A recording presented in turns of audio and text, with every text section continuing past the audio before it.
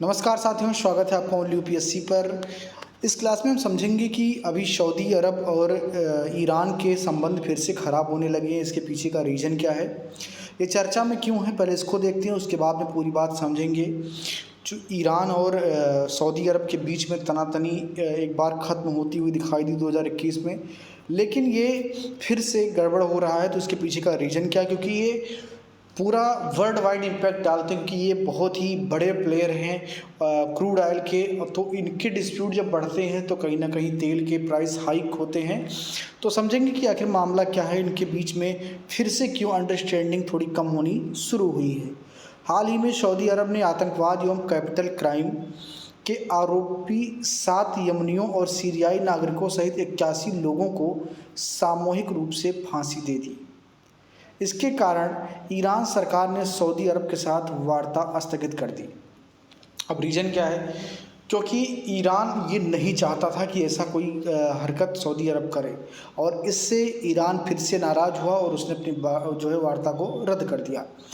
दोनों देशों के बीच लंबे समय से तनावपूर्ण राजनयिक संबंध रहे हैं, ये तो ऑब्वियस सी बात है, आप सब जानते होंगे। क्षेत्रीय प्रतिद्वंदियों ईरान और सऊदी अरब, जिन्होंने वर्ष 2016 में राजनयिक संबंधों को पूर्णतः समाप्त कर दिया था, ने यमन में युद्ध को समाप्त करने हेतु संयुक्त राष्ट्र के नेतृत्व वाले प्रयासों के रूप में वर्ष 2021 में इराक द्वारा आयोजित सीधी वार्ता शुरू की गई। इराक में दोनों के बीच 4 दौर की वार्ता भी हो चुकी है। अब एक सवाल मैं आपको बताता हूँ, उसके बाद में आपको आगे मैं पढ़ा रहा हूँ और इसका जवाब मैं आपको वीडियो के आखिरी में दूंगा। दक्षिण पश्चिमी एशिया का निम्नलिखित में से कौन सा देश भूमध्य सागर तक फैला नहीं है, यानी कि उसकी सीमा भूमध्य सागर तक नहीं लगती है। ऑप्शन ए है सीरिया, ऑप्शन बी है जॉर्डन, ऑप्शन सी है लेबनान और ऑप्शन डी है आपका इजराइल। तो आपको बताना है कि इसका सही आंसर क्या होगा। अगर सही आंसर जानना है तो वीडियो में आखिर तक आप बने रहेंगे। सऊदी अरब और ईरान के संघर्ष की पृष्ठभूमि क्या है, पहले उसको देखते हैं। धार्मिक गुटबाजी। इन दोनों देशों के बीच दशकों पुराना झगड़ा धार्मिक मतभेदों के कारण गहरा गया है। इनमें से प्रत्येक देश इस्लाम की 2 मुख्य शाखाओं में से एक का पालन करता है। ईरान में बड़े पैमाने पर शिया मुस्लिम है, जबकि सऊदी अरब स्वयं को प्रमुख सुन्नी मुस्लिम शक्ति के रूप में देखता है।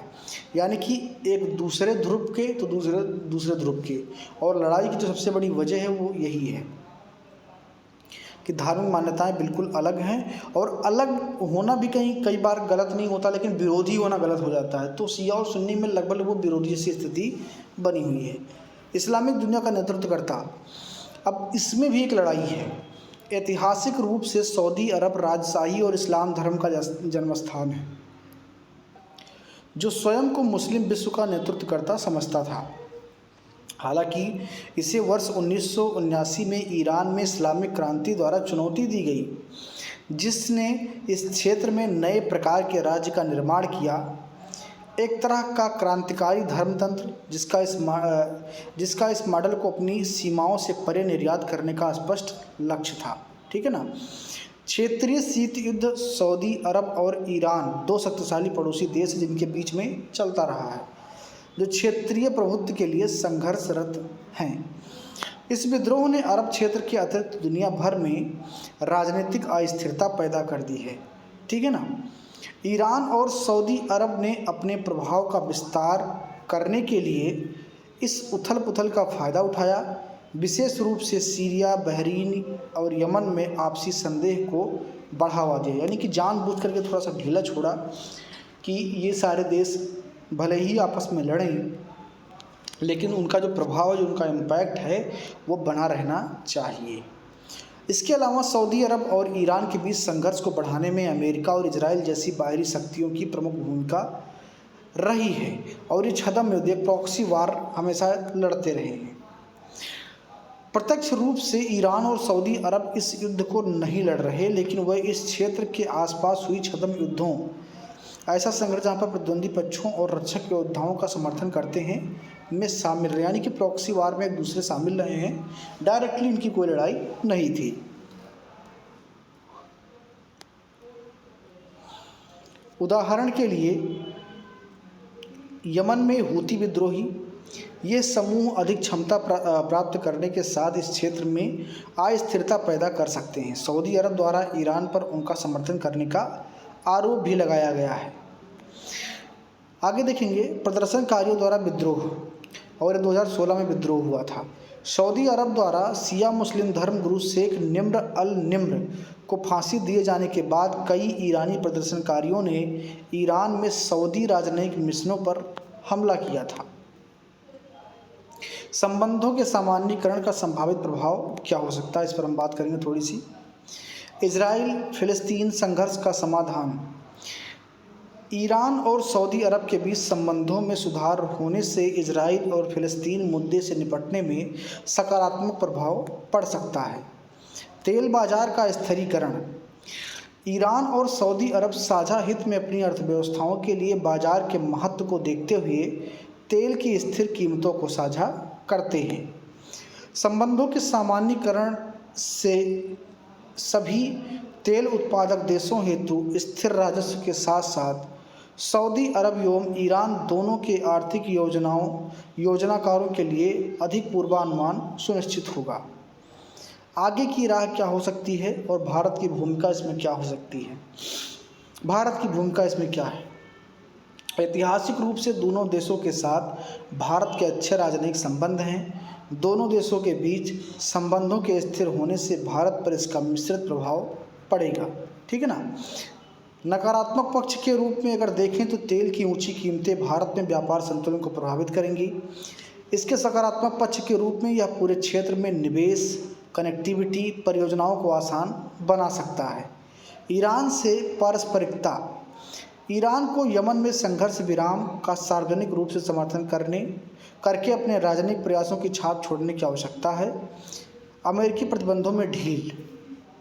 यदि ईरान सऊदी अरब संबंधों को सामान्य बनाना है तो ईरान पर अमेरिकी प्रतिबंधों को लेकर के स्पष्टता सबसे महत्वपूर्ण चीज़ है। ठीक है ना। तो अब यहाँ पर क्या हुआ कि हमने आपको सारे डिटेल्स बता दिए। अब हम चलते हैं इसके पॉइंट पर, इसको थोड़ा सा और ज़्यादा डिस्क्राइब करने का प्रयास करते हैं। अब जो मुख्य लड़ाई है उसका वजह यह है कि जो ईरान है वो शिया प्रधान देश है। क्या है? शिया प्रधान देश है। और जो सऊदी अरेबिया है वो क्या है? सुन्नी प्रधान देश है। इन दोनों देशों के बीच में जो मुख्य लड़ाई है वो इसी वजह से है। देखिए, इस्लाम का जन्म निश्चित तौर पर सऊदी अरब में हुआ। मोहम्मद साहब ने इस्लाम की स्थापना सऊदी अरब में ही किया। लेकिन जैसे जैसे समय बीता तो उसके पावर ऑफ सेंटर में जो है बदलाव होते हुए दिखाई पड़े। शिया और सुन्नी में जो विभाजन होता है वो भी काफ़ी समय बाद होता है मोहम्मद साहब के। और एक चीज़ यहाँ पर देखेंगे कि इनमें जो मतभेद हैं वो मतभेद इतने गहरे हैं कि एक दूसरे के जान तक जो है बात आ जाती है, दुश्मनी इस लेवल तक है। तो अगर इस्लाम के नेतृत्वकर्ता की बात होगी, क्योंकि नेतृत्वकर्ता का बड़ा फ़ायदा मिलता है। आप एक चीज़ याद करिए, खिलाफत आंदोलन, भारतीय आज़ादी का खिलाफत आंदोलन आप लोग याद करिए। खिलाफत आंदोलन को महात्मा गांधी ने सपोर्ट दिया था। अली बंधुओं का एक आंदोलन था। यह आंदोलन क्यों था? जो प्रथम विश्व युद्ध चल रहा था, उस प्रथम विश्व युद्ध में तुर्की को बहुत बुरी तरीके से बर्बाद किया गया और उसके खलीफा की काफ़ी बेइज्जती किया गया। खलीफा कौन है? उस वक्त इस्लाम के सबसे बड़े नेता हुआ करते थे और उसकी वजह से वर्ल्ड वाइड एक तरीके से आंदोलन देखने को मिला। ठीक है ना। खलीफा का पावर आप इस तरीके से समझ सकते हैं कि आप अगर जा कर के देखेंगे इतिहास में पीछे, इल्तुतमिश वगैरह खलीफा से अपने पद की मान्यता प्राप्त करते थे। तो इस्लाम का नेता बनना अपने आप में जो है एक तरीके से इस्लामिक देशों के लिए, जैसे बाकी दुनिया के लिए अमेरिका, रसिया जैसी शक्तियां हैं, ऐसी शक्ति वो होती है जो इस्लामिक नेतृत्वकर्ता होते हैं। अब ये लड़ाई चलती रहती है। इसमें सऊदी अरब एक स्टेक होल्डर, दूसरा ईरान और इसके अलावा तुर्क। तो तुर्क भी अपने आप को मुस्लिमों का सबसे बड़ा नेता साबित करने का प्रयास करता रहता है। तैयबुल अर्दोगन जो हैं राष्ट्रपति हैं तुर्क के, वो कहीं ना कहीं एक स्टेप आगे जा कर के इस बात को करने का प्रयास करते हैं। और वही नहीं, आप देखेंगे जितने भी इस्लामिक देश हैं उनके जो अधिकतर स्टेट्स के जो हेड हैं वो अपने आप को बड़ा मुसलमान सिद्ध करने का प्रयास करते रहते हैं। फॉर एग्ज़ाम्पल आपका जो पड़ोसी है पाकिस्तान, उसके जो नेता हैं इमरान खान, वो खुद को जो है इस्लाम का सबसे बड़ा नेता मानते हैं। तैयब अर्दोगन, इसके अलावा प्रिंस सलमान, और इसके अलावा जो ईरान के राष्ट्रपति हैं वो भी अपने आप को सबसे बड़ा इस्लामिक नेता सिद्ध करने का प्रयास करते हैं। तो ये जो लड़ाई है ना, ये धर्म की है। हालांकि यहाँ पर शामिल क्या हो जाता है, दोनों तरफ मुस्लिम है, लेकिन यहाँ पर जो इंटरेस्ट है, जो कॉन्फ्लिक्ट है, जिस इंटरेस्ट के जो इंटरेस्ट ऑफ कॉन्फ्लिक्ट है, वो क्या है कि सबको पैसे कमाने हैं और अपना इम्पैक्ट बढ़ाना है। और उसका जो हथियार बनता है वो क्या है, धर्म है। क्योंकि धर्म जो है ये जनता को कहीं ना कहीं मोबिलाइज करने का काम करता है। जनता जो है धर्म के नाम पर अपने राजाओं को मान्यता दे देती है कि ठीक है, आप जो कर रहे हैं वो सही कर रहे हैं। और यही वजह है कि यहाँ पर आपको देखने को मिल रहा है एक लड़ाई। अब सवाल ये है कि कैपिटल क्राइम के नाम पर ईरान क्यों वार्ता को बंद करता है। देखिए, कैपिटल क्राइम जो एक कड़ा एक जो है सज़ा मिलती है सऊदी अरब में कैपिटल क्राइम के नाम पर, ये कहीं ना कहीं इस्लाम के कट्टर उस विचारधारा को इंगित करती है जिसे वहाबिज़म कहा जाता है, वहाबी विचारधारा कहा जाता है, जिसका प्रणेता सऊदी अरेबिया है। सुन्नत से सुन्नी विचारधारा के लोग हैं, वहाँ से निकलता है। तो इसी बात का विरोध कर रहा है ईरान, क्योंकि वो शिया हैं और थोड़ा सा अपने आप को लिबरल मानते हैं उनसे, और लड़ाई की वजह यही है। एक सवाल मैंने आपसे पूछा था कि दक्षिण पश्चिमी एशिया का निम्नलिखित में से कौन सा देश भूमध्य सागर तक फैला नहीं है, सीरिया, जॉर्डन, लेबनान या इजराइल। तो इसका सही जवाब अगर आपने दे दिया होगा तो बहुत अच्छी बात है, अगर नहीं दिया है तो आप इसको नोट डाउन करिए। इसका सही जवाब होगा जॉर्डन। जॉर्डन जो है ये भूआबद्ध देश है, इसकी सीमा आपको भूमध्य सागर से लगती हुई नहीं है, तो इसलिए इसमें सही आंसर क्या हो जाएगा, आपका जॉर्डन हो जाएगा। तो उम्मीद करता हूँ कि ये वीडियो आपको पसंद आया होगा। आपने इससे समझा होगा कि जो लड़ाई है वास्तव में ईरान के और सऊदी अरेबिया के बीच में वो क्या है और उसका इम्पैक्ट दुनिया पर क्या हो सकता है। इसका इम्पैक्ट के रूप में इसके इम्पैक्ट के रूप में हमने बात किया था कि जो ऑयल प्राइस है वो बस केवल जो है बढ़ जाता है, और ऑयल प्राइस बढ़ने से क्या होता है कि हर देश में महंगाई बढ़ने लगती है।